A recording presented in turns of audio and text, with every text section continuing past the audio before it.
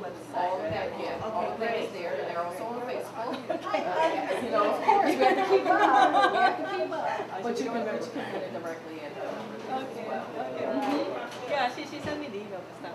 Oh, great. All right, thank you. Thank you.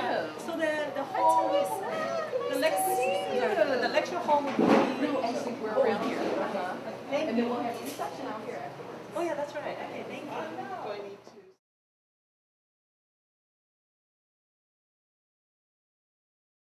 There's actually a call center that's a couple of blocks from here. These are essentially university fundraisers who contact you during dinner, try to get you to donate your hard-earned money. And I saw another sign that actually has stuck with me ever since I first visited this call center. It said that one of the callers had posted in front of his desk, it was actually about 7 feet high, with very, very large bold letters. It said, "Doing a good job here is like wetting your pants in a dark suit.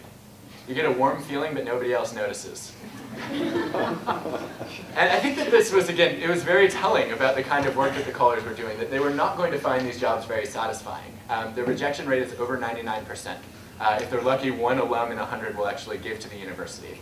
And worse yet, they're required to ask for a donation 3 times before they're even allowed to hang up the phone. So the emotional anguish that you go through in asking 3 different times when the person on the other end of the line has already said no is not pleasant.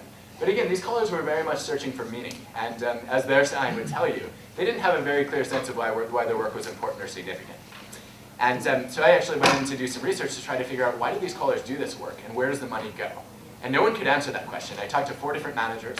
I went through the entire university's development office, and no one really knew how the funds were being utilized. Finally, I was able to get access to a statistic showing that about 65% of all the donation money raised by the fundraising callers went to support student scholarships. And I thought, there's the meaning, there's the purpose in the jobs that the callers are doing. So we have to take them out of the dark and actually show them how their work is making a difference. So I present this idea to the manager of the call center, who says, "Great, I'm going to tell the story." He tells the story, and we see no significant effects on the caller's satisfaction, no effects on their perceptions of meaning, no effects certainly on their performance if you want to look at the amount of time they're spending on the phone, the number of calls that they're making, the number of pledges they bring in, or even the amount of money that they raise. And we were puzzled by this for a while because he was really trying to do what leaders are supposed to do, to inspire his employees and give them a sense of meaning and purpose in their work.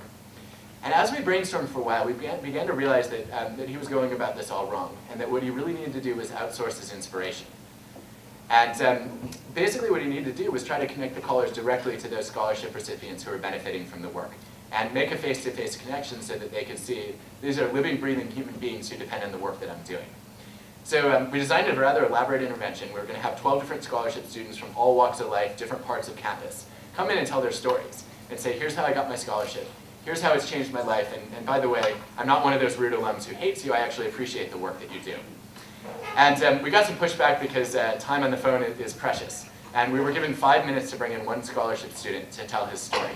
And their goal was, of course, to fundamentally transform the meaning and purpose that people experience in the work with 1 5-minute interaction with a scholarship recipient, which sounded like a joke to me. But as a researcher, I was curious about what would happen, and so I thought it was better than nothing, and we'd give it a shot. So lo and behold, 1 scholarship student comes in, he tells his story, he talks about why it was meaningful for him to be able to attend the university from out of state. He thanks the callers for their work. Then we let the callers go back to work as per usual. We've got a couple of different control groups who don't meet the scholarship student.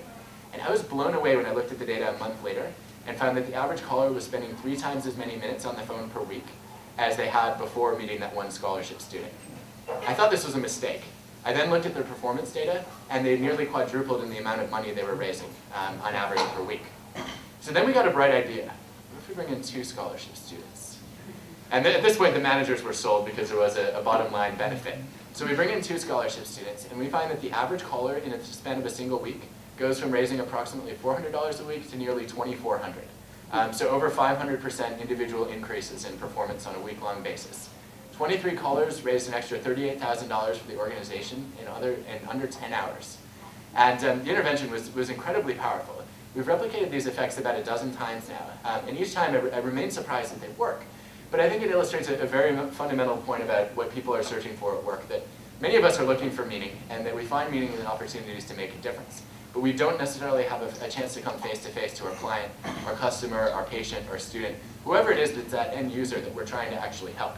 And so any steps that we can take as leaders, as managers, as employees to establish that connection with that ultimate beneficiary of our work, I think has tremendous power to add meaning and motivation, and hopefully actually increase the quality of experiences for both employees as well as bottom line results for organizations.